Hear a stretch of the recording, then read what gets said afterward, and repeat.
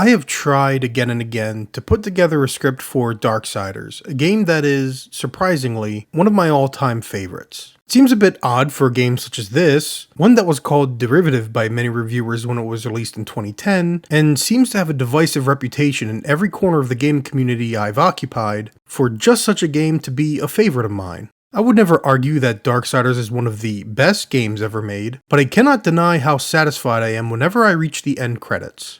It feels like a game built uniquely for my sensibilities, but every time I've tried to write a script for it, I felt the need to justify why. Was I defending it? Praising it? What was my angle?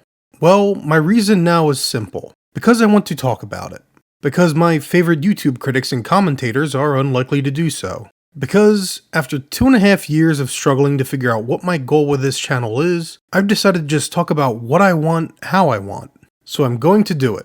I'm going to touch on everything, such as map design, combat, even story, until I'm exhausted. This is the largest, most exhaustive single video that I've put together on this channel, and the most in-depth since I attempted to analyze all of Resident Evil 6. All because I love this flawed game and have so much to say about it. Obviously, there will be spoilers, so if you haven't played the game and care about narrative or gameplay spoilers, you might want to hold off on this video until you've played it yourself. If you have played it, or are just curious what I have to say regardless of spoilers, then let us begin with one of the hardest things to really click for many of the game's detractors.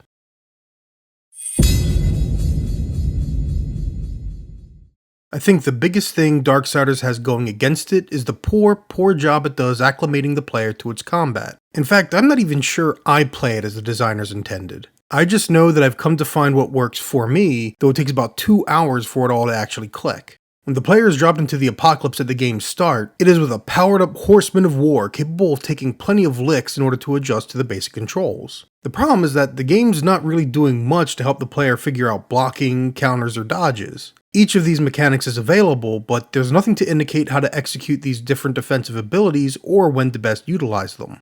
It would be understandable if this were just a chance for the player to experiment as a fully powered character before losing all of their abilities, but war gets nerfed early enough that many of the foes present will start posing a threat. For an opening prologue mission, it's strange to depower players enough that they could see a game over screen before the game even properly begins. Once war plummets back down to Earth post-apocalypse, the player becomes surrounded by weakling zombies even weaker than the demons and angels they were facing in the prologue. You'd think the game would build a natural progression from pitiful zombie to warrior mook to larger elites and monstrosities, but no. The player goes from weakling zombie to a combustible fatty that's at least a pushover so long as you know how to block, and then Big Blue comes in ready to tear war a new one. In other words, the opening of Darksiders is incredibly uneven for new players. They're made vulnerable in a prologue in which they should instead be empowered in order to get acclimated to the basic controls, only being nerfed once the prologue is over or closer to its conclusion. They shouldn't be stripped of power until they've started the game proper. It is at that point the player should be introduced to the basics of navigation and the general formula of the game, and they are, technically, but the game doesn't build up from one rank of opponents to the next. It starts at the bottom and then leapfrogs to more elite opponents. I'm not even sure what the logic is here, and it is especially going to be difficult for someone jumping in for the first time without properly being taught how to block or dodge. These are very important defensive maneuvers that will not only help the player survive throughout the game, but are necessary for the final confrontation. Blocking in particular is war's most effective defensive ability, with a counter perhaps dealing the most damage of all available moves. War can cancel out of any attack or action and block instantly, and that block will respond to enemies from any direction. Incoming projectile attacks? Time the block right and war will send it right on back. It's almost broken how responsive and useful blocking can be, and he can hold his position so long as the enemy attacks are blockable. But, if the player presses the block button while pushing the thumbstick in any given direction, war will dodge instead. And this is a far less useful defensive maneuver that most players will likely find unsatisfying. It has very few invulnerability frames, if any at all. Sometimes it looks like it has invulnerability, and other times it doesn't. The dodge also has quite a recovery period. What's more, the game's responsiveness is inconsistent. Sometimes you can go from a dodge to a block by simply holding the block button down, but other times war will dash and then stand there. Sometimes the player will be able to launch into a series of attacks after blocking, other times war will just stare out into space while you mash the attack button. The same is true if you try to change direction while performing an attack combo. War will turn around, but then he'll stand there as you attempt to keep attacking or blocking. What's weird about these little, unresponsive moments is their inconsistency. Sometimes War is perfectly responsive, and other time he's not. I tested this out on my Xbox Series X, the source of most of this footage, my Nintendo Switch, whose playthroughs are my secondary source of footage, and PC, which has broken swimming controls I couldn't get fixed, so I didn't get very far there. I don't know if this responsiveness is an issue with the War Mastered Edition specifically, or is present in the original game release, but it can certainly make combat frustrating at times. Even if the controls are perfectly responsive though, it wouldn't change the issue with War's dodge. It is meant to be used for avoiding very specific, powerful blows, but as you can see, the timing is very precise and can be tough to pull off. This is part of what makes Darksiders difficult to adjust to. Despite obvious influence from the Devil May Cry and original God of War games, it is, in actuality, a slower paced action game where the player is better served pressing the buttons or thumbstick very intentionally. What I mean by that is, for most action games, I'm typically moving the thumbstick and pressing the face buttons constantly in order to input combos and commands, my mind moving a mile a minute in order to try and avoid damage while racking up as high a ranking as I can. But with Darksiders, each press of the button comes slower, spaced apart from the last. I only press the thumbstick when the move I'm using requires it, or the rare event I need to dodge. Perhaps patient or measured is a better word than slow? It's not some excruciatingly slow system after all, and there's plenty going on in regards to environmental awareness and enemy aggression. It's just, my thumbs aren't working nearly as intensely as most action titles. Note that, in regards to blocking, I've made note of counterattacks enabled by timing your blocks precisely. The problem is that this ability is not available until over an hour into the game after completing 4 different mandatory challenges. Even then, it's not until after the first dungeon, approximately 3 or 4 hours later on average, that the player will be run through the mandatory challenge that requires them to learn and execute upon the block counter. Most of these challenges ought to be optional or are completely impractical compared to the encounters they'll be facing in the game proper, but the player isn't even instructed to learn one of the most essential abilities until they've already developed muscle memory and established combat habits. This is just really uneven and mind-boggling design. It is for reasons such as this that I feel like the combat can only be described as fun enough in the early hours. There's certainly more substance here than your typical 3D Zelda game, but it takes so long before the player unlocks abilities such as the block counter, and the amount of combos available leave the game a shallow imitation of the character action games that inspire it. Moreover, once you unlock War's whirling combo attack with his sword, there's not much reason to use any other combo unless facing an opponent one-on-one. Darksiders likes to throw groups of foes at you, so you'll often be relying more on crowd control attacks that don't require a lock-on, especially if you want to be ready to block an incoming attack at any time. Lock-on restricts your vision, making the player vulnerable to any backstabs or distant opponents. Of course, the camera can be just as much an adversary regardless of lock-on or off, but that's kind of a genre-wide issue, so I'll give the game a break on that front. Performing the same moves over and over can have the detrimental impact of turning combat into a rote activity. This is especially problematic when the game is so reliant upon combat to provide challenge and entertainment. This should be when larger foes entering the scene make things more interesting, and to an extent they do, but for beasts like the Golem, Trauma, or Grapple Claw, it's just easier to activate War's Chaos form and button mash to victory. The player can perform a sort of combo here, using 2 swift strikes, a strong strike, and then a finishing swift strike to get 4 hits in, rather than the typical 3. But there's not really much depth to the Chaos form. It's just a quick, overpowered transformation that allows the player to easily eliminate most enemies in their surroundings, and is especially effective at taking out large foes rather quickly. In regards to secondary weapons, the player will eventually unlock the Tremor Gauntlet, and at any time they can purchase the Scythe from Vulgrim. The problem is that the sword is versatile enough to make them both unnecessary. Note that each weapon levels up through use, becoming more powerful and dealing more damage with each level. As such, by the time the player gets the Tremor Gauntlet, their Chaos Eater blade will likely have already gained 2 levels, dealing more damage than the slower, short combo of the Tremor Gauntlet.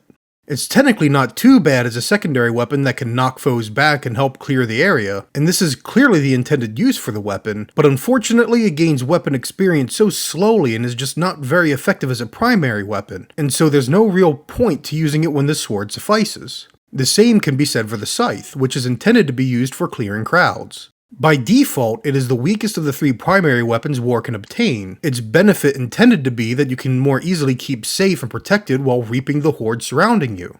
But the Chaos Eater blade is pretty good at this too, especially once you unlock the Whirlwind combo. It's kind of odd to say that the studio did too good of a job making their main blade too useful, but I think it more comes down to the amount of damage dealt once you level your blade up. The Chaos Eater will already have hit level 1 before even reaching the first dungeon, and there will be little incentive to use the Scythe since the Chaos Eater is just as adequate at crowd control while dealing more damage.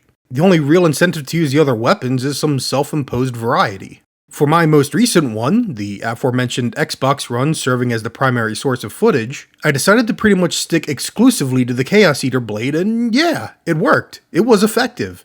It just started to become tiresome utilizing the same dang combo over and over again the whole stinking game. The funny thing is that the inclusion of Ulthane the Blacksmith in the Zelda-style formula naturally presents a better solution for increasing weapon power than leveling through damage or kills. Finding pieces of precious metals that can be used to improve the different weapons, tying each type of material to that particular weapon. In fact, they kind of do this in Darksiders 3. This could have easily prevented the Chaos Eater from overpowering the other weapons, keeping them more evenly paced with one another and more easily incentivizing using all 3. While they may not be smithing materials with which to upgrade your arsenal, Darksiders does include enhancements that can be slotted into your weapons. There's only 1 slot per weapon, and the slotted enhancement's active abilities take effect with each strike. For example, your first enhancement will likely be a simple damage increase, but you can also equip an enhancement that restores some health while dealing damage to foes, or another that generates additional chaos with each strike, and so on. There are even enhancements designed specifically for the Scythe, particularly in regards to reaping more souls from foes and objects in the environment. Many of these enhancements also have passive abilities, providing boosts or buffs to war regardless of which weapon is in use. So, even if you exclusively use the Chaos Eater like I did, there's still a benefit to possessing all 3 weapons for passive enhancement bonuses. Many of the tools that War picks up in the game's disparate dungeons can also be applied to combat, but most aren't really practical given the game's enemy and encounter design. For example, the player can use the grapple chain to pull themselves towards an enemy, but the foes in this game are already so aggressive there's rarely a need to do so, outside of the dungeon in which the chain is obtained at least. It's also somewhat of a shame that the Chronosphere wasn't used for more creative combat encounter design, be it with fast-acting beasts or simply slowing all opponents down in order to tear them a new one. There are a few moments in which the player can perform such activities, but the encounters aren't really designed around this possibility. The player will instead find the most practical use in the Crossblade or their Pistol Mercy, though the latter perhaps more on horseback than on foot. Really, the Crossblade is the most valuable secondary weapon, and even then it can be a bit finicky in how effective it is since you have to charge it up and target your opponents for the greatest impact. Forget multi-target lock-on as well. As I said, enemies here are aggressive, so there's not really enough time to multi-target outside of the game's instructional battle that occurs immediately after obtaining the Crossblade. Instead, a quick lock combined with a charge will stop and grind down most enemies where they stand, and if you make the smart investment of purchasing the passive Harvester ability from Vulgrim, then you'll generate wrath the whole time it's shredding some enemy up. This provides incentive to keep using the Crossblade, as the different magic wars granted can also prove pretty useful. If you're running low on health or up against a tough opponent, then Stone Skin can be utilized to reduce damage taken while increasing war zone damage output. Immolation sets enemies you strike ablaze, dealing continual chip damage to them until the fire is out. I haven't used the poison one a single playthrough, but I imagine it is similarly effective to Immolation. Perhaps most effective due to its low cost is the Blade Geyser, which is given to the player at the start of the game for free. Remember how I said the Tremor Gauntlet can knock enemies back and all that? Yeah, Blade Geyser does that as well and deals a lot more damage while doing it. In fact, even in the earlier stages of the game, it'll deal enough damage to put most enemies into an executable state, a finisher that itself generates wrath for the player. If I had one gripe, it's that wrath recharges so slowly in this game unless you have an enhancement equipped for it. I think that mitigates the willingness or ability for players to really mix up and unleash these different wrath abilities to their full potential. By the late game, there should be no reason the player isn't just employing as many of these abilities as possible, but given how long it takes war to recover wrath, and with wrath-filled chests being uncommon, the player is incentivized to hold back on the magic more than unleashing it. Which, honestly, kind of summarizes the combat of Darksiders. There's a lot of good ideas here, and it's certainly enough that it is certainly fun to play. Once you get a handle on the block counter, learning when to dodge, slotting in the right enhancements, and then unleashing your wrath and chaos at the right time, there's a lot here to enjoy.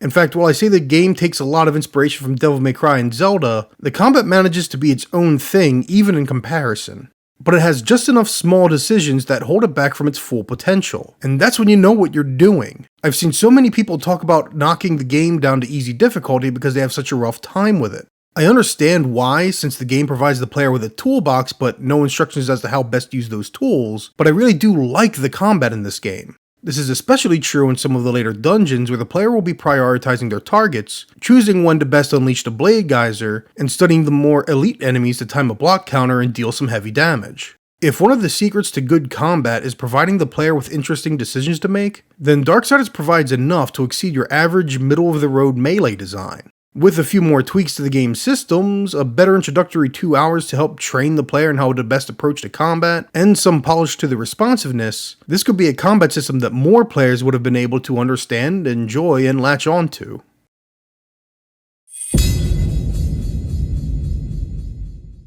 With its heavy influence from the Zelda franchise, Darksiders puts an emphasis on a variety of puzzle and combat-filled dungeons in which the majority of the game's time is spent. It is a world to be explored, with shards of health and wrath upgrades scattered throughout the environment in addition to other trinkets and collectibles to be discovered. Much like the combat, however, this is where the game's strengths and weaknesses can be found in equal measure. I want to start with a detailed look at the first dungeon, the Twilight Cathedral. I won't be getting quite as detailed with the other dungeons, but I'm going to be far more thorough than I've typically been in the past. I want to start with a painstaking look into Twilight Cathedral specifically because I feel like this is the first make or break part of the game for most players. If you can enjoy this dungeon, then there's a good chance you'll enjoy the full experience.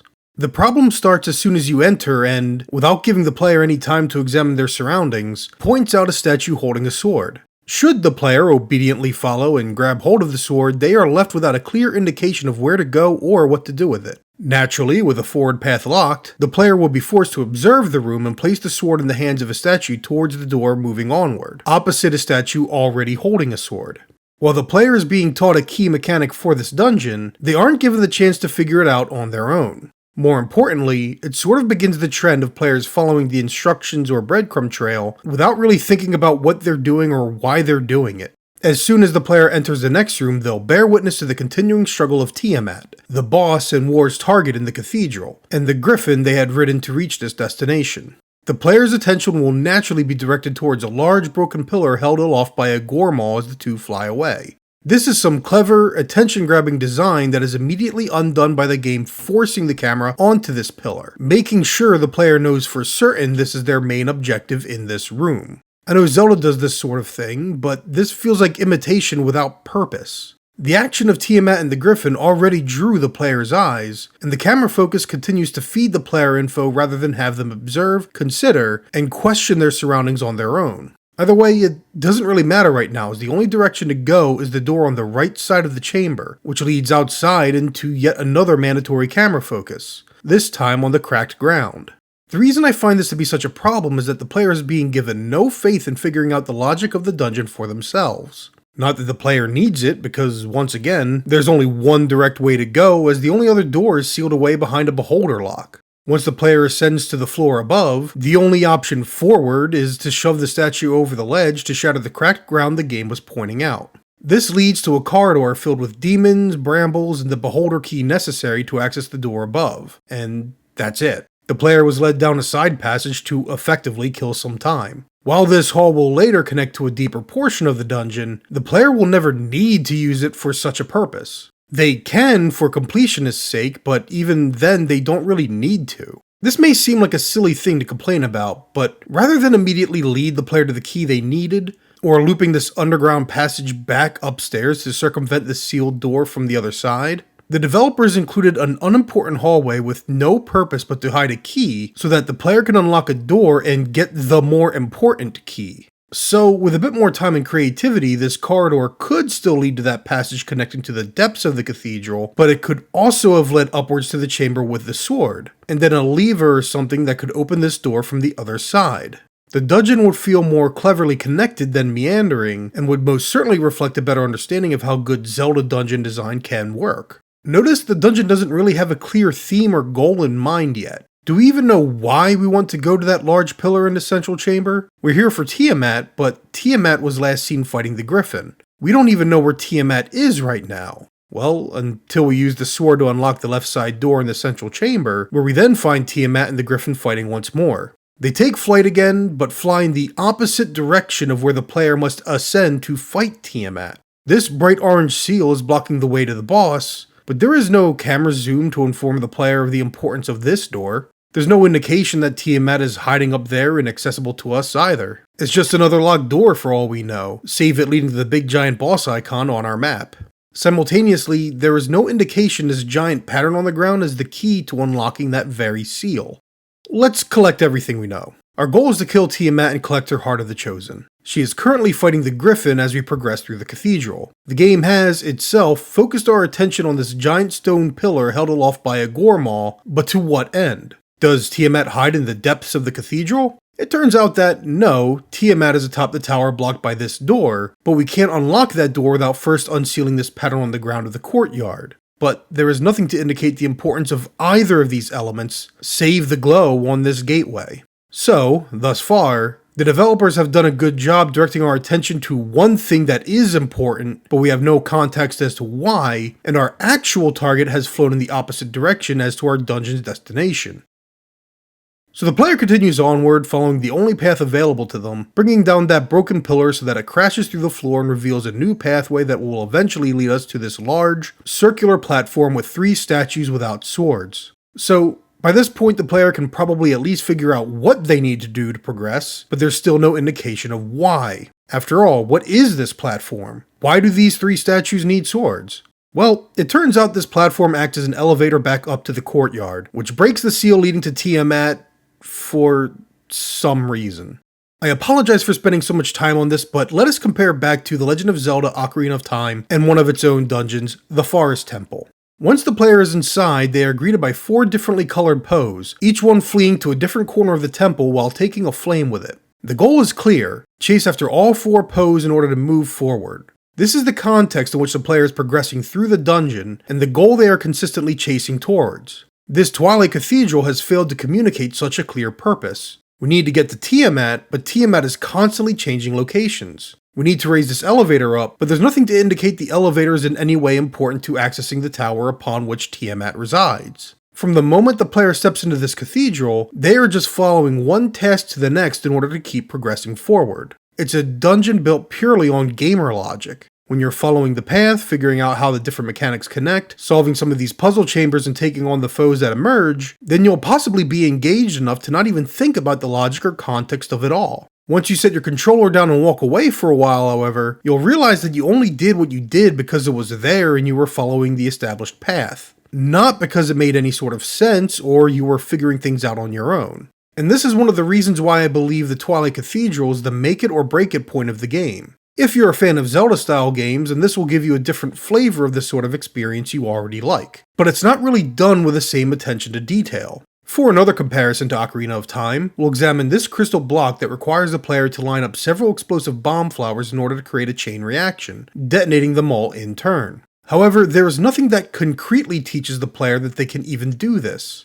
The only thing even alluding to such a possibility are a bundle of such explosive plants on a prior set of pillars. However, because they all explode at once, it doesn't illustrate the chain reaction, just that more bombs means more explosion. Compare this to the giant stone stairway into Dongo's Cavern in Ocarina of Time, where there's an empty space fit for a bomb flower that conveniently sets all surrounding bomb flowers off in a chain reaction. This clearly and visibly demonstrates the chain reaction itself.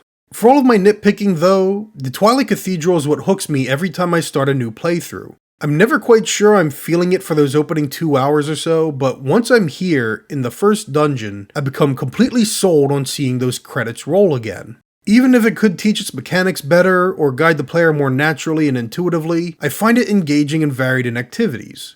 Even the combat begins to develop further with the Crossblade, introducing a new poisonous foe whose toxic odor can be suppressed with a quick, ranged buzzsaw, and the Jailer mini-boss whose exposed pustules require the player to implement their new multi-target capabilities. The armored demons provide a more powerful elite foe that requires greater care than the standard mooks, but is also less of a pain than the otherwise monstrous foes that require more precise dodge timing and cautious swipes. Their attacks are clearly telegraphed, with blockable swings and a dodgeable hammering into the ground. They may not be all that tough once you learn their patterns, but combined with a poisonous creature, the jailer, and implementation of the crossblade, the combat begins to develop some much needed variety. As I had stated, the puzzles themselves are also mostly decent, following pretty practiced game design principles to steer players towards the solution without feeling too tedious or being too mind-bending. Aside from, again, the whole chain reaction thing. After several hours of fighting with little change and few puzzles to solve and treasures to obtain, the player is now finally given some proper new abilities, new foes, and plenty of things other than combat to perform.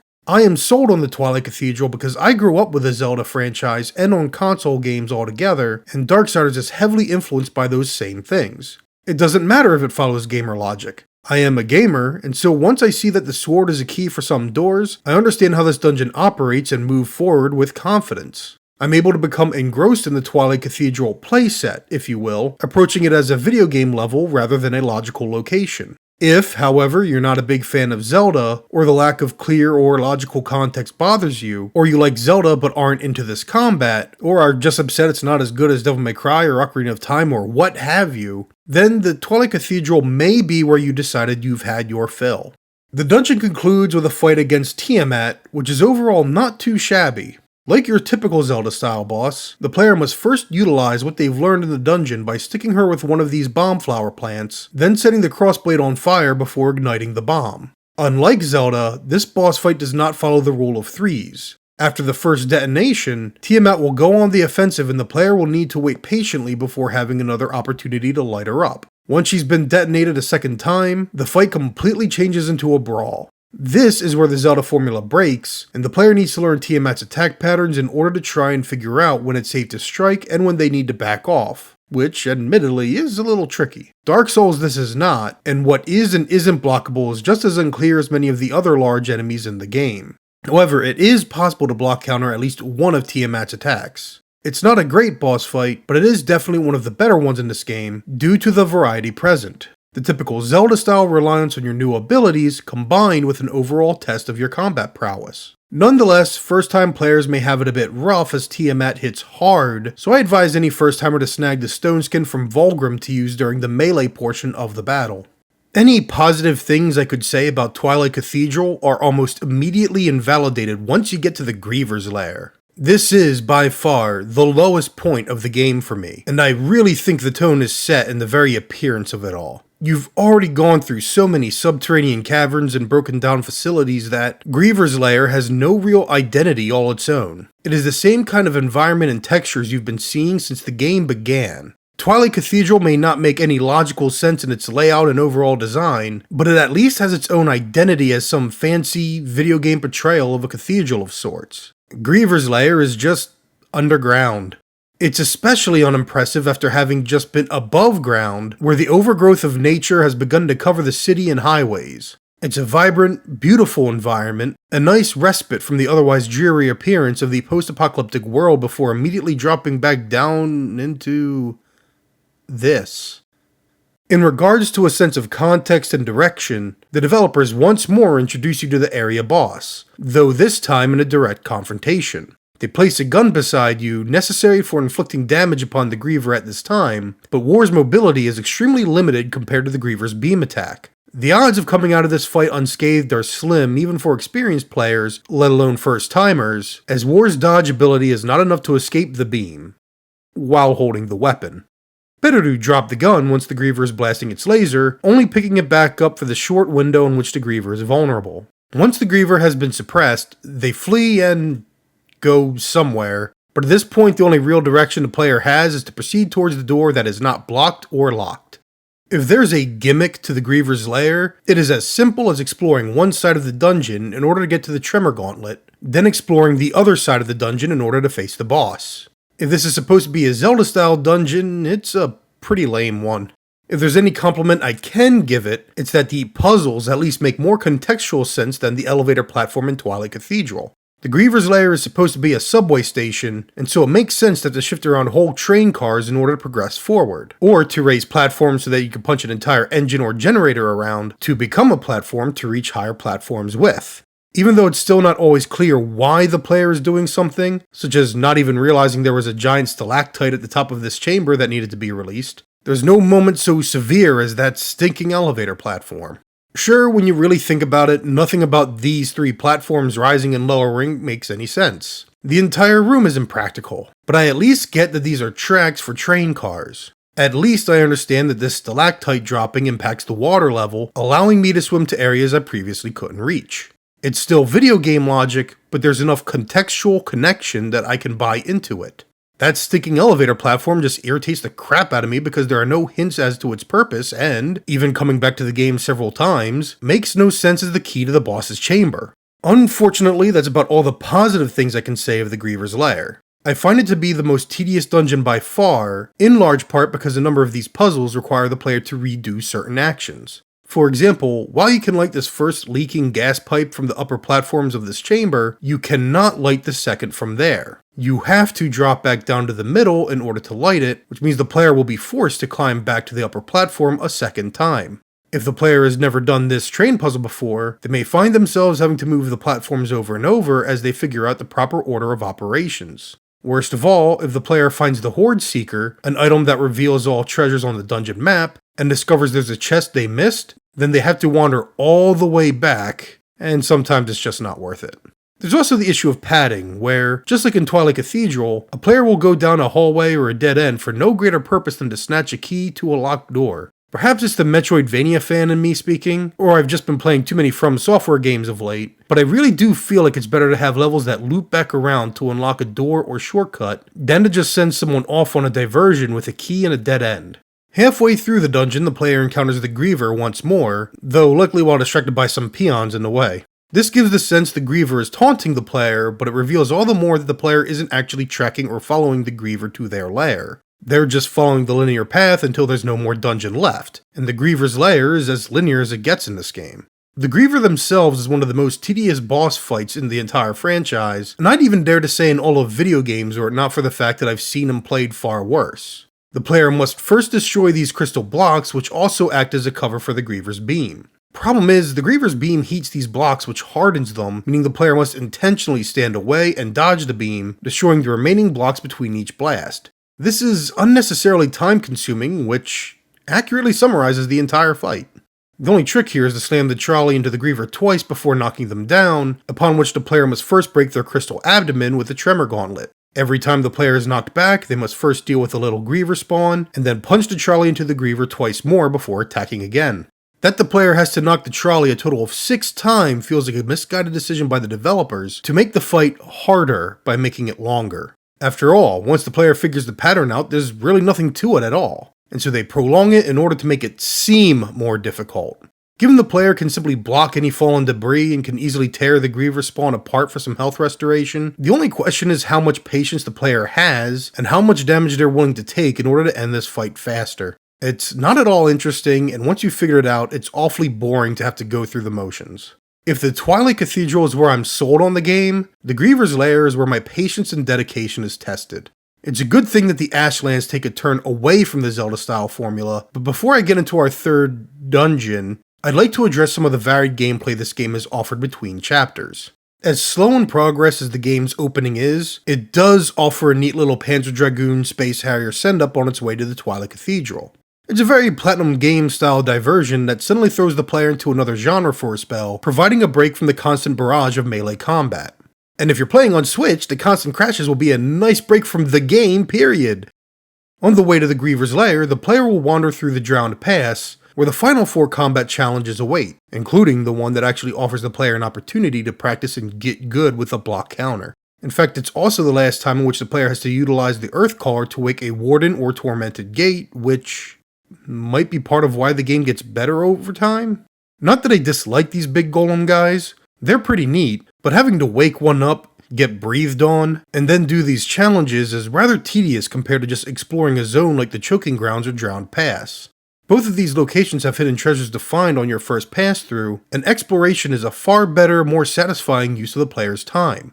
Nonetheless, it helps break up the gameplay between the first two dungeons before then leading War to the Black Hammer, also known as Ulthane. Upon meeting Ulthane and being challenged by the Hellguard, the player is thrust into a competition with the Giant Maker to see who can defeat the most angels, a sequence in which the player can take up a massive gun to help gain the lead. Victory earns the player an enhancement that boosts weapon experience and defense while equipped, which would be useful since the Tremor Gauntlets are the next dungeon treasure that could certainly use the boost. There's no special activity between the Scalding Gallows and the Ashlands aside from some puzzles on a linear pathway, like using the crossblade on these 3 Gormaws to make traversal safe, but that's because the Ashlands themselves are a break from the typical dungeon template. There's no map or compass to unlock here, as the Ashlands are a more open area whose first time traversal is quite linear. Vigil Games took heavy influence from the film Tremors here, as walking through the sand will draw the attention of these massive, graboid-looking sandworms. By using the new Chronomancer ability gifted by Samael, the player can cross over without harm so long as they do not dilly-dally. After the first crossing is a deactivated drilling platform, completely unmanned. It introduces the player to the layout of these structures and how levers can be used to adjust and change the platform, such as lowering this chronosphere, which allows the player to cross the next stretch of sand safely. This is a classic introduction to a new obstacle, challenge, mechanic, or concept before starting to modify and complicate it, as the next platform is active and manned by several enemies. The player will need to lower the chronosphere here as well, but primarily so they can slow down time in order to clamber across the ceiling without getting struck by the whirling blades of the drill. The player must then contend with the third and fourth platforms, both of which are interconnected. These are the last platforms to navigate in this area and throw a few more complications into the mix, an ultimately well-designed chain of challenges that also has a sort of contextual purpose. I don't actually know what these guys are drilling for, but again, unlike that elevator platform at Twilight Cathedral, I can at least understand I am performing puzzles around a device with a purpose. But now I'm wondering why they have the chronospheres around, and are they drilling for water since there's a reservoir you drop into, or you know what? It's just gamer logic all the way down, man. If the first portion of the Ashlands is an excellent series of challenges, between avoiding the sandworms and navigating the drilling platforms, the second portion is, well, not as excellent. There are no chronospheres for slowing down time in the chamber of the third sandworm, meaning the player has to carefully cross from one platform to the next without getting eaten. I've known players to just drop the game here because they could not get the timing right, but even if you know the best timing and order of platforms, it's a time-consuming process. While you only have to wait for the worm to reach the furthest corner of the room from your current position, the amount of time spent waiting before then slowly treading through sand is just kind of obnoxious. It's not really a puzzle, nor is there any skill being challenged. It's more a test of patience. After evading the worm and fighting a tough new fatty, the game drops a new kind of gun with explosive bolts at the player's feet. Fire with the right trigger, detonate with the left. It's honestly pretty fun for a while, but overstays its welcome as the developers just throw wave after wave after wave of enemies at you. I'm pretty sure they intended for you to keep using the gun throughout the entire facility or structure or whatever this is, but it's far more practical in parts to just drop the gun and resort to regular sword play. It probably wouldn't be so bad except you not only have one really long stretch with the thing, but a second which they clearly expect you to be using the cannon.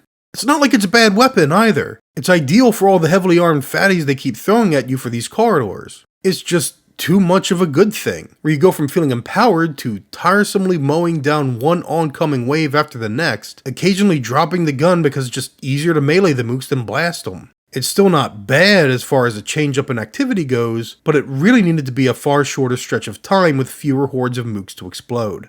Rather than obtaining a new piece of equipment as the dungeon prize, the player wanders into an arena in which the reward is War's horse, Ruin. The player must face off against a slew of opponents, some of whom are on horseback, including the demon that had claimed Ruin for himself.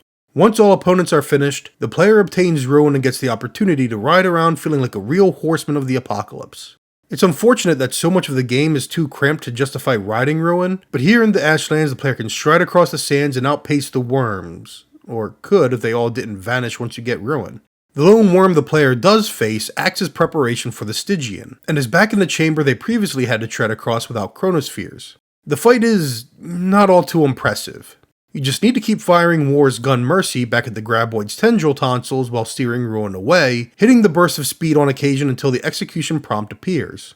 There's not a lot more substance to the Stygian itself, merely adding a few phases before you get to tirelessly shoot at the gaping maw. First, you have to just outrun it, Then you have to keep whacking at its metal muzzle until it breaks off, followed by having to tirelessly shoot some of its sandworm spawn that it summons to bite at your ankles. Then you have to avoid its attempts to strike from underground, a move that is given away by this neat little visual glitch here in certain War Mastered editions, letting you know precisely when to hit the speed boost. Only after all of that can you then shoot the maw of this thing, which is basically no different than the worm fight earlier. Yeah, between the Griever and the Stygian, the game is only 1 for 3 on boss fights that are actually fun. Fortunately, things are going to get better from here. I might not sound all that positive on the Ashlands, but I actually do like the zone. Despite the inner caverns and boss fight being a bit more tedious, it's still a diversion from Zelda-style dungeons. The drilling platforms, swimming around the reservoir, some gore maw puzzle solving, worm evasion, explosive bolt gun, riding ruin. There's a lot going on here that I think helps encapsulate the strengths of the game, as imperfect as this section is. Once the player returns to the Scalding Gallows, they'll find a whole host of different, more powerful enemies. I think the intent is to take them on while riding ruin, but it's far less risky to utilize War's Chaos form on the larger foes while taking out the smaller guys on foot. Technically, the player can ride ruin outside of the Ashlands, but as I already mentioned, most of these spaces are just too cramped to justify it. The sprawling desert provides enough space to dash, circle around, and position yourself for some jousting, but all other zones in the game are just too narrow. It's too easy for Ruin to just get caught up on the environment, and he doesn't exactly take tight turns too well. All of his movement will halt in order to perform a 180-degree turn, which allows any demons in the area plenty of opportunity to strike. The game starts to pick up a bit at this point, as the player won't have some new stretch of land to trek through. Instead, they'll be sent back once more to the Ashlands to cross a bridge into the Iron Canopy, home to the final chosen, Silitha. I think this presents a good opportunity to consider the nature of exploration in Zelda and Metroid-style games such as this, and when it is most worthwhile to start backtracking and collecting upgrades you might have missed. When I was a child, I'd go back through the entire map every time I got an upgrade or new piece of gear, looking to see if I could explore and find more treasures and power-ups to help me on my journey. This ultimately pads the game out and often takes more time than it is worth, and as you can see here at Darksiders, I'm still missing a crucial item despite being halfway through the game. As I've grown older, I've begun to wait until I'm confirmed to have all necessary upgrades in order to collect everything before retreading my steps from start to finish in search of treasure. But that presents its own downsides, which I'll get to later. For now, I'll simply say that it's not really worth trying to go back and collect prior items or chests, as there are too many that are locked behind late game abilities still. The Iron Canopy is possibly the best or second best dungeon in the game, depending on your preference for the Twilight Cathedral or the Black Throne that follows. It's once more a Zelda-style dungeon, taking place in the ruins of an urban neighborhood covered in webbing. I honestly like the aesthetic of the environment, though it's mostly because it's filled with cooler, calmer colors than the hellish reds of the rest of the world or bent, metallic rust, ruin, or subterranean underground. Maybe I'm grasping at straws, but something about the Iron Canopy feels visually refreshing in a game with a largely consistent look the whole way through. More importantly, the Iron Canopy is a more decent balance of combat and puzzle solving, though I have a feeling it works better on repeat playthroughs. Having to navigate past the first Brood Guardian is obvious when you've already been through this place, but first-timers might not even notice it and get struck down trying to cross the rope. If you explore carefully, then you'll find this generator with a bomb flower on top that you'll need to keep raising to the upper floor. If you miss it, then you'll climb up to the top only to discover you can't progress, forcing you to drop back down and deal with the Whomping Growth Serpents on the bramble a second time. Overall, however, the Iron Canopy is kind of a better execution of the Griever's Lair, where here, half of the dungeon progresses forward to the Abyssal Chain, just as the Griever's Lair pushed you towards the Tremor Gauntlet, and once you have the Abyssal Chain, you track back towards the entrance of the Iron Canopy. The first forward path introduces the player to each of the 4 Brood Guardians in different circumstances, each a unique puzzle to progress past. One can even be knocked to the ground, where the player finds each of their strikes do no damage, indicating that it is not yet time to face and fight these creatures. Once the Abyssal Chain is obtained, it becomes clear that the doorway guarding Silitha's chamber is linked with the Brood Guardians, providing a contextual motivation to return back the way they had come, and deal with each one in turn. The first confrontation you have is the easiest because the Brood Guardian is alone, but the subsequent fights are made more difficult by spawning in different, reinforcing enemies. The Broodlings are actually beneficial throughout this dungeon, as it's easy enough to just stomp them and regain some lost health should the player take any damage. But the Brood Guardians are also another opponent that the block and counter ability makes trivial, allowing the player to take little to no damage while deflecting the Guardian's sole attack. It's actually pretty easy to push and even kinda glitch them into a corner this way. Once all 4 Brood Guardians are dealt with, the player must face the Brood Mother, a rather simple Zelda-like mini-boss that has a typical 3-phase pattern. Toss a strung-up corpse into its mouth as it inhales, smash its hindquarters with a tremor gauntlet, then time your jumps and your dodges until you can toss another corpse into its mouth and strike at its rear end. The beast doesn't get more difficult, it merely repeats the same tricks over and over and more often as you go on. This sort of boss fight design is certainly outdated by modern standards, and I imagine it was wearing thin even back in 2010 as players were already complaining about how formulaic the Zelda games had become. Fortunately, this is only a mini-boss and not the final chosen, their defeat unsealing the passage to Silitha.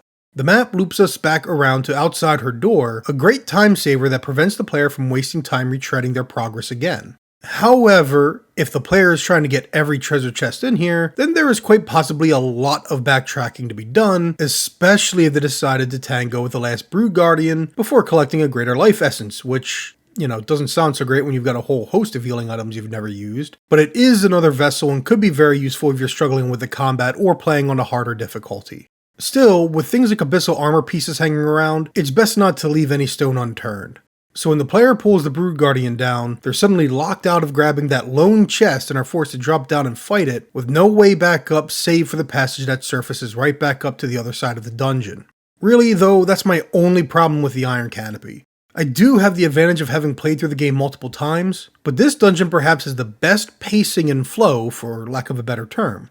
The player is introduced to the 4 key Brood Guardians on their way to the Abyssal Chain, their trek through the Iron Canopy broken up by decently balanced combat and unique puzzle rooms, and are then given proper context and motivation for their trek back to the entrance, whose puzzle and combat chambers are now recontextualized by their new piece of gear. The player is then rewarded for their trek back with a swift passage returning to their destination once their objective has been met. In terms of overall structure, I really do believe this is the best designed dungeon in the entire game, and it is probably my favorite to play through. What's more, we finally get a decent boss fight in Silitha. There are no wait-and-see patterns to her attacks, at least no tedious ones like the Brood Mother or Griever. It's a straight-up melee where the player has to use the Abyssal Chain to latch on, lay into, and then carefully time your dodges to evade her drops and her lunges. While there are certainly phases in which her attack patterns change, there's never a specific damage phase the player has to unlock. It's just a decent, fast-paced melee that concludes with the player utilizing their new tool in order to finish her off. Just as Twilight Cathedral sells me on a playthrough of Darksiders, the Iron Canopy and Silitha boss fights sell me on the game's overall quality. With the 4th chosen defeated, the player is free to head on back to Samael, but this isn't a bad time to do some exploration. With the Abyssal Chain in hand, the player can now climb atop the 2 connected drillers in the Ashlands, turning the second off in order to drop below its deactivated drill and obtain the Overlord artifact. And in addition, there's this piece of abyssal armor up on top of the platforms. The player can also teleport out to the Twilight Cathedral where a fight with Wicked K resides, an optional opponent that will test the player's block counter prowess and reward them with souls for each of 4 hidden encounters. In fact, at this point, the player should be able to do all 4. But is it worth tracking through the entire game to collect every obtainable treasure thus far? Well, we'll get to that later. If there's any reason to do some exploration at this point, it would be to allow oneself a break between dungeons. Should the player teleport directly back to Samael and then hop in the portal that he creates, they'll be sent directly into the Black Throne, the game's final major dungeon. I may be digressing again here, but this is part of what I mean about the Darksiders experience being uneven. The opening can be incredibly slow, taking multiple hours just to get to the first dungeon. The Drowned Pass and Anvil's Ford are then a lengthy stretch between Twilight Cathedral and the Griever's Lair, featuring both the 4 mandatory challenges the player must complete and War's competition with Ulthane. As I said earlier, breaking up the gameplay experience is, I think, positive for the player, preventing them from becoming exhausted by samey-feeling gameplay. The Dry Road and Ashlands broke the Zelda dungeon mold, were filled with a variety of puzzles and mechanical experiences, and acted as the shortest dungeon in the game. As rocky as the experience has been, the player has never been stuck doing just one kind of activity. Now, the player is ushered directly from one Zelda-like dungeon to the next, and the Black Throne is a long one to get through. Granted, the player can leave at any time by taking the portal back out, but there's not really much advantage to doing so. It just seems weird to suddenly start rushing the player towards the game's conclusion now, rather than perhaps spreading some of the early locations or activities out, but it's also quite likely that they were just running low on time and resources at this point and were fighting to ship the game. Regardless, the Black Throne requires the player to explore 3 branches in order to reroute an energy source back into the central chamber. However, each of these branches is bookended by cutscenes, with the Archangel Azrael revealing more of the conspiracy and narrative to war, and therefore the player. So, while there's no respite between the Iron Canopy and Black Throne, these cutscenes at least give the player a chance to take a quick intermission from constant puzzle solving and combat while being fed bits of story in chunks. I like this approach, as it prevents the player from being forced to an exposition dump and gives them new revelations to chew on between each dungeon branch. It's far more effective than the method of having someone jabber into an earpiece, especially while forcing the player to walk slowly. The general formula of the dungeon is to solve several navigation puzzles going towards the energy source, including the crossing of a massive gap guarded by tough opponents, grappling with a large guardian machine, and then recontextualizing all of the navigation puzzles on the way back to reroute the new power source to the central chamber. The Black Throne probably has the best puzzles not only because many of them are proper brain teasers, but they also tend to utilize most of War's toolkit to mix and match the possibilities. Once again, if you miss a treasure, it's then a pain in the butt to backtrack and retrieve, probably the most irritating in this dungeon than any other since you'll have to re-solve puzzles in order to track back. But no point beating on that dead horse. Still, the player can find a life stone, a legendary enhancement, and an abyssal armor piece here, so you really don't want to leave any stone unturned. It'd just be nice if, after solving the puzzle or routing the power, the chambers transformed in a manner that made return trips easy. The Voidwalker is the new piece of gear War gains in the Black Throne, and it had a tendency to get a lot of criticism when Darksiders first released. It was a primary target for reviewers and players for why they claimed the game to be derivative, especially after Valve's Portal had only been released a few years prior. I'm honestly not sure what sort of stance to take here, given that this industry is built upon clones and genre likes. Before they were first-person shooters, they were called Doom clones. The 90s were littered with mascot platformers seeking to imitate the success of Mario and Sonic, the latter of which was designed to directly compete with the former. Without games like Wizardry, we wouldn't have Dragon Quest, and without Dragon Quest, we wouldn't have Final Fantasy, both of which heavily influenced the JRPG genre as a whole. And now, today, 3 of the most popular genres between indies and AA developers are the roguelike, Souls-like, and Metroidvania. Every so often, however, a game like Darksiders is released and players and critics treat its obvious inspirations like a flaw. To an extent, I get it. I spent a lot of time nitpicking the many little flaws of Darksiders and how it doesn't have the same top-notch combat of Devil May Cry or dungeon design of the Zelda franchise. However, not measuring up to the best in class does not make a game incompetent, nor does it make it bad or unfun. I hope I've illustrated that there's still a lot of stuff done well in this game up to this point. If the Voidwalker were an awful, janky attempt to recreate the original Portal game in less time and resources, then yeah, it'd be pretty terrible. Perhaps accusations could have been avoided if 2 different colors had been used for the portals rather than the now iconic orange and blue.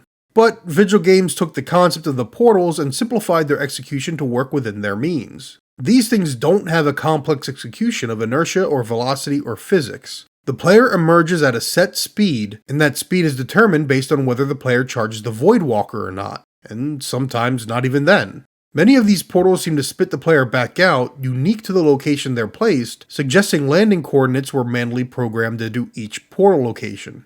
As a result, this gave Vigil Games more control over each puzzle in which the Voidwalker is used. This economical design mitigates jank and opens up a world of new possibilities for the player to explore, as well as for Vigil to build around. Does it matter that it's not as fully fleshed out as Valve's own game entirely built around the concept? No, and while they maybe should have chosen different ways to represent the 2 ends of the portal, especially since you have no control as to which color you lay down anyway, the whole point of them being 2 different colors, I see no reason why the Voidwalker should be perceived as a mark against Darksiders. It is just one more element that makes the game unique amongst its Zelda and Devil May Cry imitating peers. The first Temple Guardian is the most simple one, where all the player must do is plant some portals into the designated spots in the ground, sail overhead, and follow the prompt to stab the thing in the brain pan. Repeat 3 times until victory is achieved. However, this is also where players may get stuck if they didn't read the Voidwalker item description closely enough, noting that they must hold the button down in order to increase War's exit speed from a portal, and therefore increase the distance traveled. Heck, the cutscene itself demonstrating the Voidwalker shows both a single button press and a charged portal being created, but it's so brief that most players probably won't even notice that's what War's doing. Honestly, the Temple Guardians can be a real pain in the butt due to the sheer amount of damage they deal, and I myself wasn't smart enough this recent playthrough to realize that you're supposed to use the portals for evasion.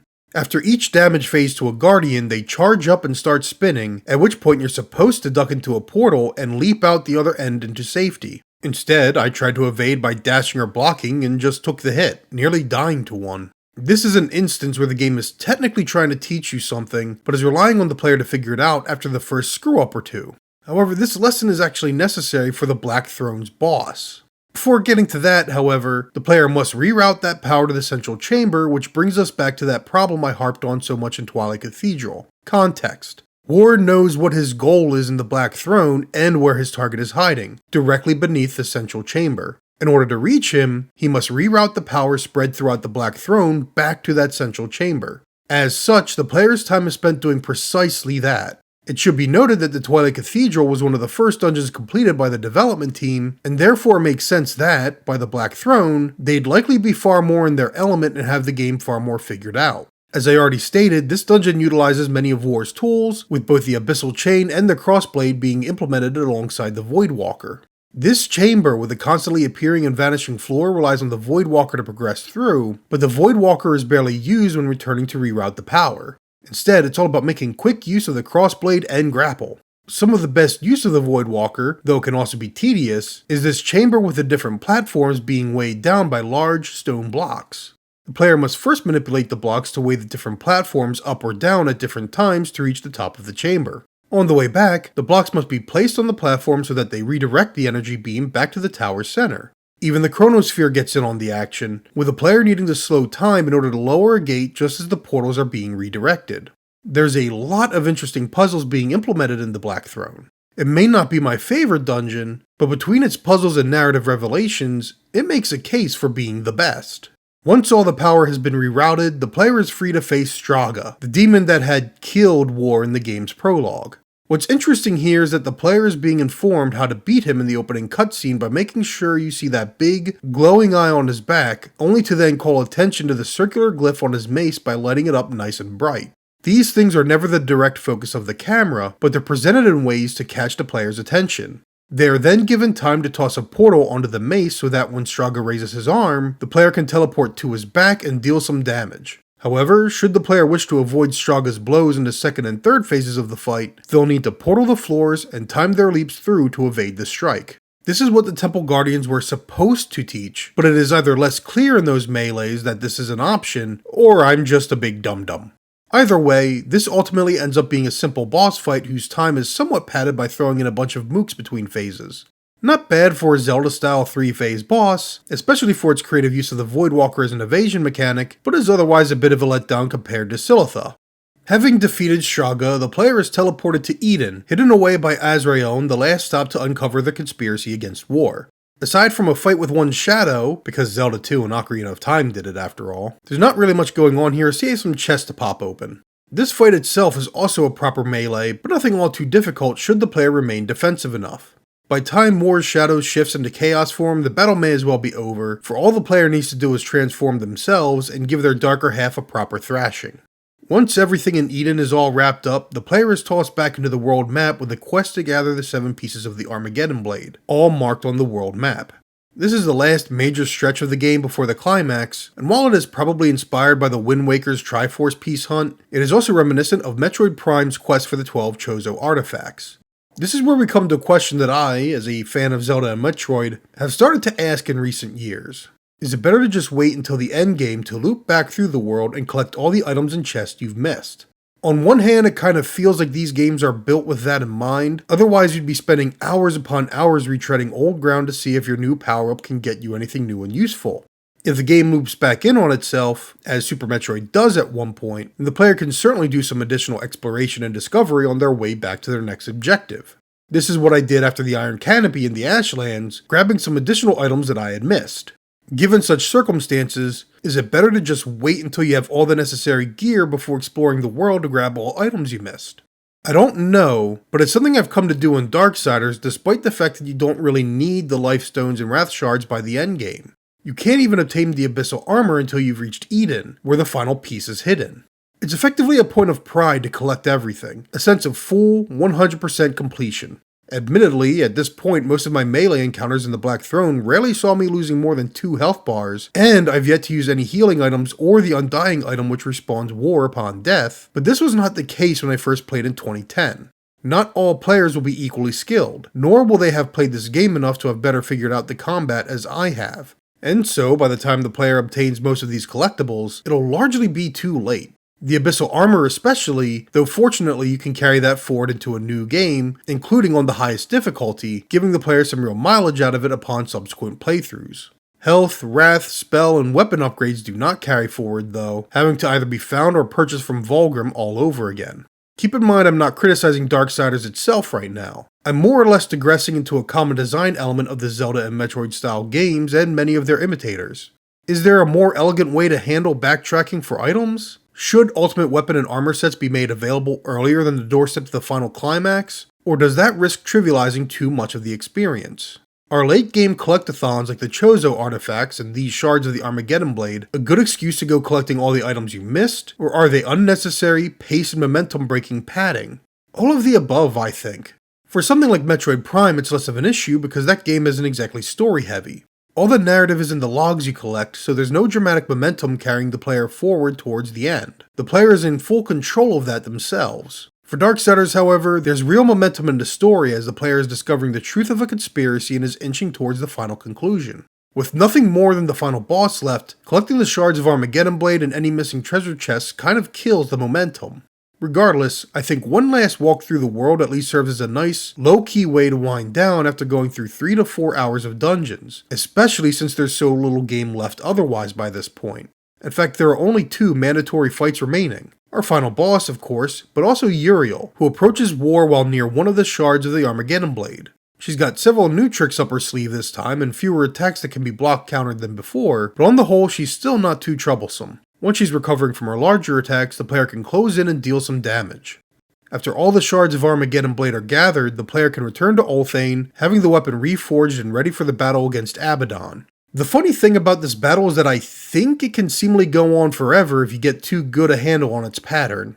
The player needs to flee Abaddon in his draconic destroyer form, giving the horse Ruin a burst of speed to evade his attacks. Catch up while he's turning around and the player can knock him down with a swing of a blade, opening the opportunity to lay into the beast.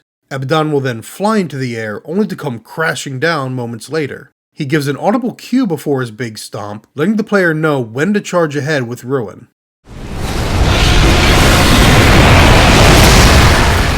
Should the player come back around and strike Abaddon on his final descent, he'll immediately fall back down, repeating the process. Which, I think, can go on indefinitely if you never let him recover from his dive and begin running again. I began wondering during this recording if I had run into a glitch, which with the War Mastered Edition would really not be that surprising. But in order to finish the fight, the player has to let Abaddon give chase one last time in order to trigger this quick time button prompt and finish this phase off.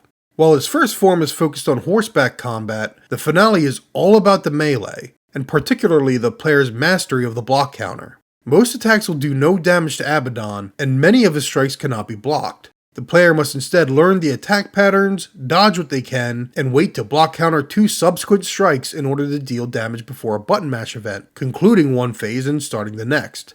Each phase introduces new attacks into the mix, with some leaving Abaddon momentarily vulnerable, but for the most part the player will need to utilize that ever-important block counter. Here, at the end of the game, this ability is given such importance that I hope you can understand why my mind was so boggled regarding the poor job done of emphasizing and teaching it to the player at the game's beginning.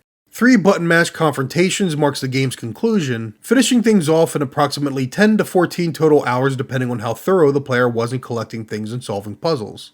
At the very least, it does not overstay its welcome, though the second half is far stronger than the first. Remember that this game begins with a 2-hour, low-power slog filled with forced challenges and poor guidance in regards to how to best play, and while the Twilight Cathedral makes for a fun, if somewhat nonsensical first location, the Griever's Lair is certainly the weakest dungeon and boss to be found in the game. But it's generally all uphill after that, which is probably why I always leave this game feeling pretty satisfied. Honestly, despite the rough start, it's not like I'm having zero fun either. Despite my gripes, I'm still having a generally good time in the early hours. It's just that the game doesn't hit its stride until the Twilight Cathedral, and then fails to be consistent until the Iron Canopy, which is around or beyond the game's halfway point. And if the player themselves never hits their stride in regards to the combat, then it's going to be a rough experience from start to finish. Nevertheless, those final hours are such a positive experience that it's no wonder I roll those credits with a sincere sense of satisfaction.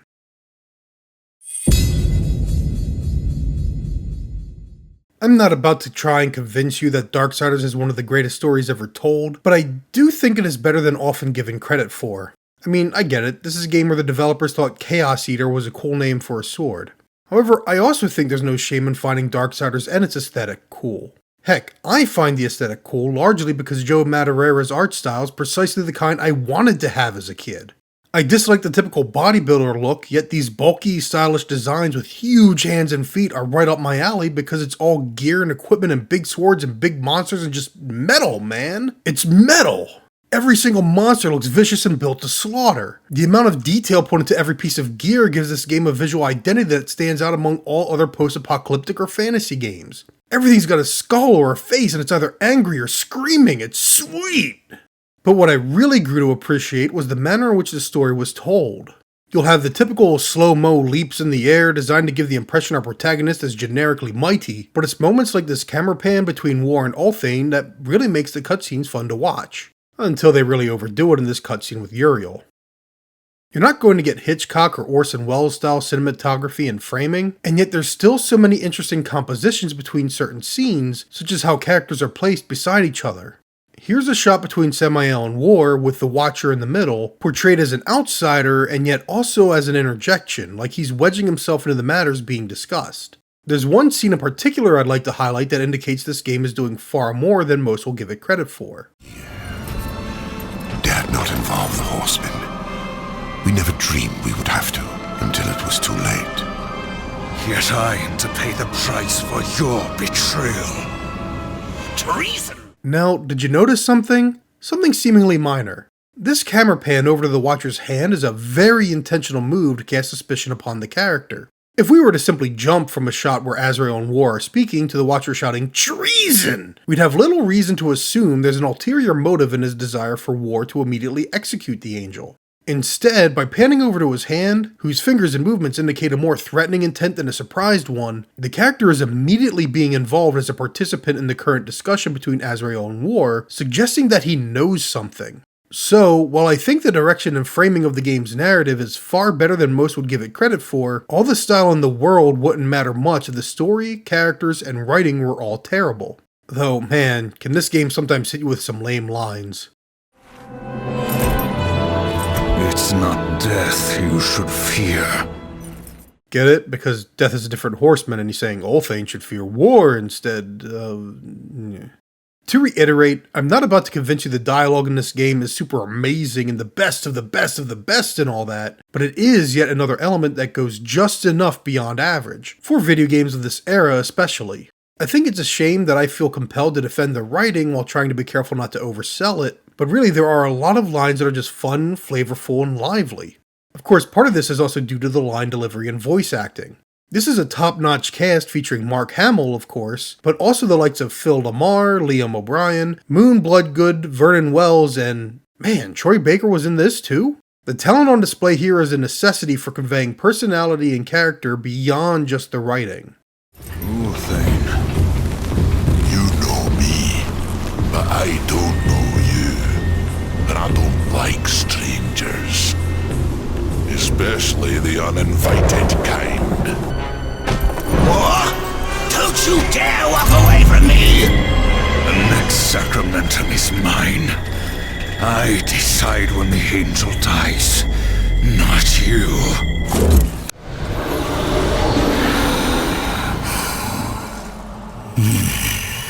There were a few young ones. Spectacular.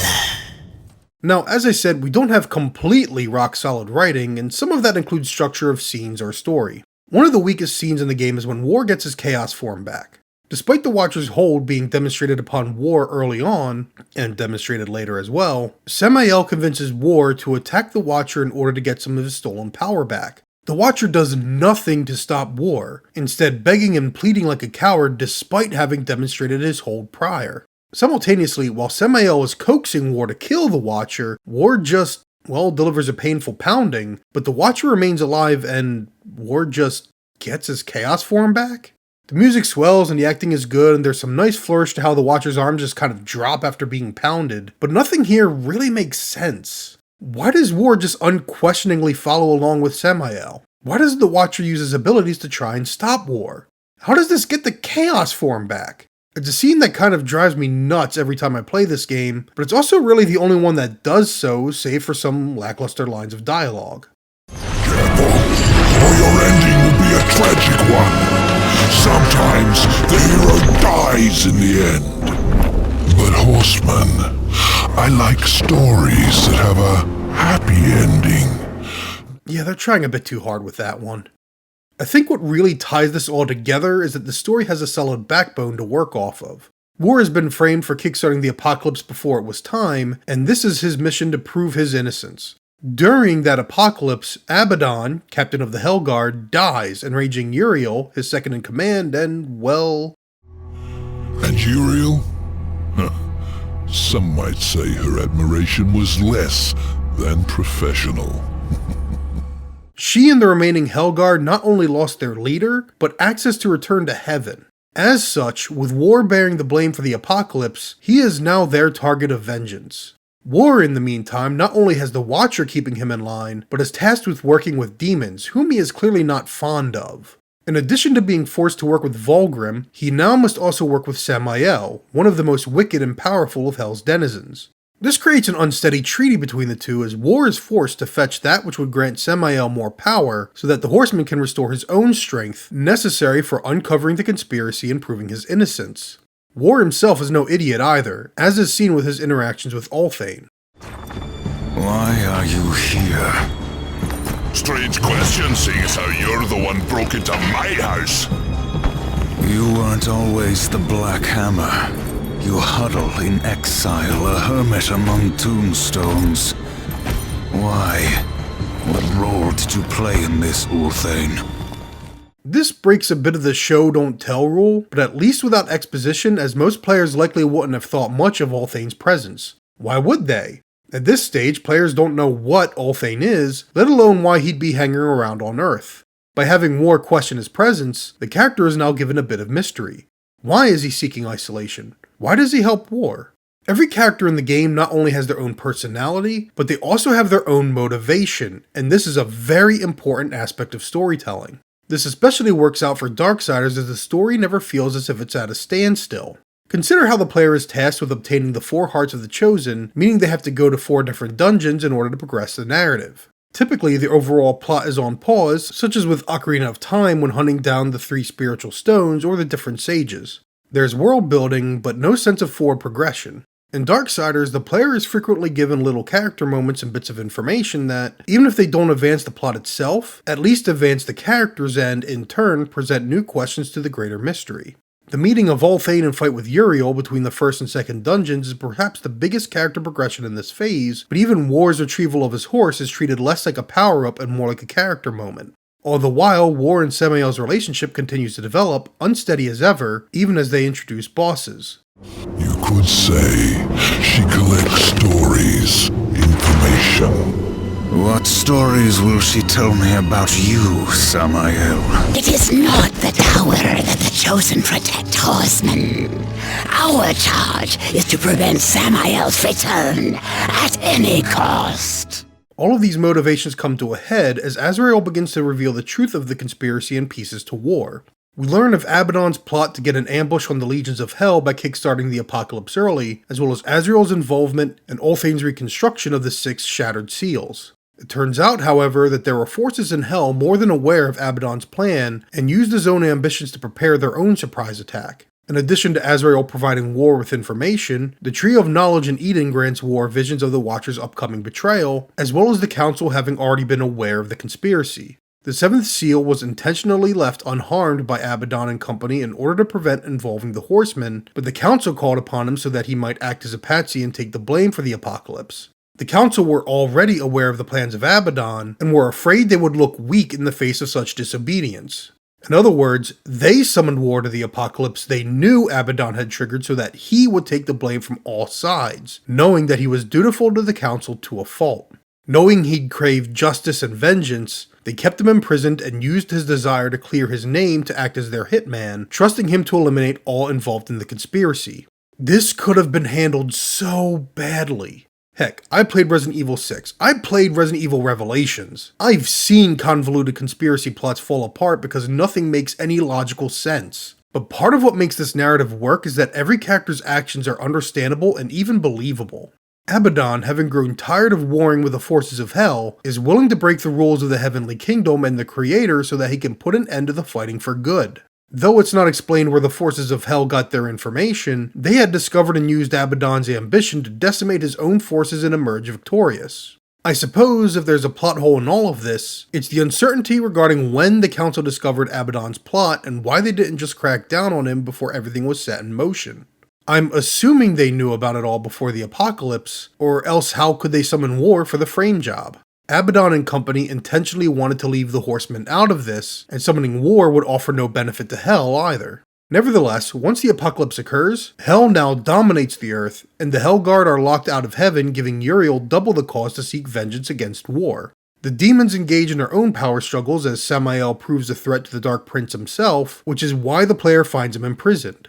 This gives Samael cause to team with War and manipulate the Horseman's ignorance to his own ends. Vulgrim is just happy to work with anyone that grants him souls to consume, and Ulthane has committed himself to exile over the guilt of his crime. Though there are some holes, Darksiders' plot does not fall apart despite the complications of being a conspiracy. Instead, it gives greater depth to each character and their interactions. Honestly, it's one of the things that keeps me coming back to this game over and over. I like the voice acting, I like the direction, I like the characters, and I like the conspiracy. Darksiders doesn't have any deep thematic meaning in which we learn that violence begets violence, the corrupting influence of power to those that hold seats of authority, the challenges of parenthood, or what have you. But honestly, I think one of the reasons Darksiders has developed such a loyal, even cult following and fanbase is in part due to this first game's story. There's a lot to like in these characters, and this narrative is enhanced by taking place in this post-apocalyptic divine epic. There's really nothing else quite like it, and admittedly, I kind of feel like the series has never really hit this high again. What's more, though I originally found War to be a bland, even somewhat dumb protagonist back in 2010, the more I play Darksiders, the more I have come to appreciate him. He's not as dumb as he lets on, but is certainly shrewd and mistrusting. He has a very clear sense of right and wrong, and as a warrior, he has a tendency to resort to violence.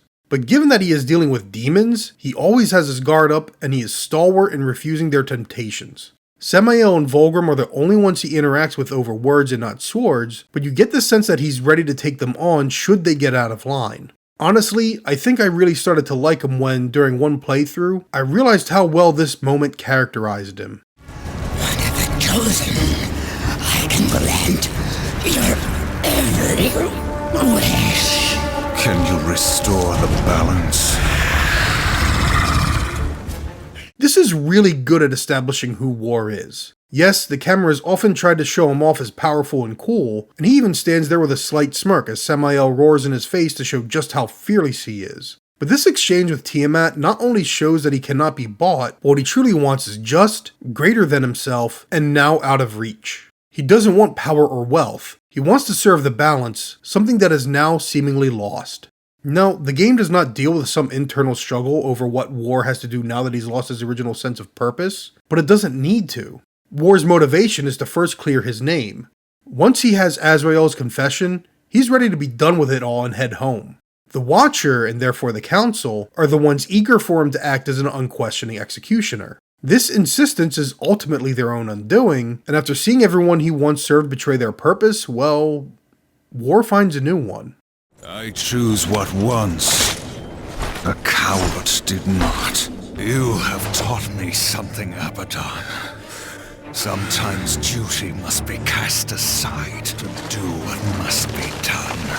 It is not for duty that I kill you now. Again, not about to win a BAFTA or the Best Narrative category at the Game Awards, but this is fun stuff, and it is far better executed than your average action game of the era. There's a lot to like here, and I honestly believe it is one of the reasons franchise fans keep on coming back. It's a wholly unique thing, and it's kind of a shame that this universe and its story has been stretched out and incomplete for over a decade now. There's still so much potential here, and I count myself among the fans eager to see where it will all go. But until then, this story is still enough, and is just some good fun to keep returning to. Which, I suppose, brings me to the end. I highly recommend going and watching the Gamumentary making of video on the Darksiders series, because despite all my nitpicking and criticisms, it really does illustrate why this game speaks to me so much. The developers pretty much admit to not having a clear direction, throwing ideas at the wall to see what sticks, figuring out the game in their process as they went along, and while I do think this shows in the end product, I also think their accomplishments reveal just how talented the team was. Because despite all of my criticisms, the vast majority of them are honestly overshadowed by my enjoyment. Just because I found a lot of small issues with Twilight Cathedral, for example, doesn't mean I actively dislike playing through that dungeon. Quite the opposite. It was only after looking at the game with a more critical eye that I really took note of these minor flaws. My goal with this video may not have been blind fanboyish praise, but it also wasn't to tear the game a new one. I wanted to be honest about a game I'm passionate about, and will probably end up replaying more times in my life than any singular Zelda game by the time I die. If you already enjoy this game, I hope you were able to nod along and say, you know what man, you're right, but I love it anyway. Because I'm right there with you. But if you bounced off Darksiders before, I hope that maybe something in this video allowed you to reconsider your perspective and give it another try. I don't think this game will ever be universally praised, but I also believe it deserves to continue living on from console generation to console generation and what else the future holds. Despite claims of it being derivative by many upon release, there really aren't any other games that play quite like it. In the meantime, I'll remain waiting for the day we can finally continue War's battle against the forces of heaven, hell, and the council, because this ending is just as hype as it was when the game was released 13 years ago. You will be hunted. The White City for certain. The council, and there will be others. You would wage this war alone? No. Not alone.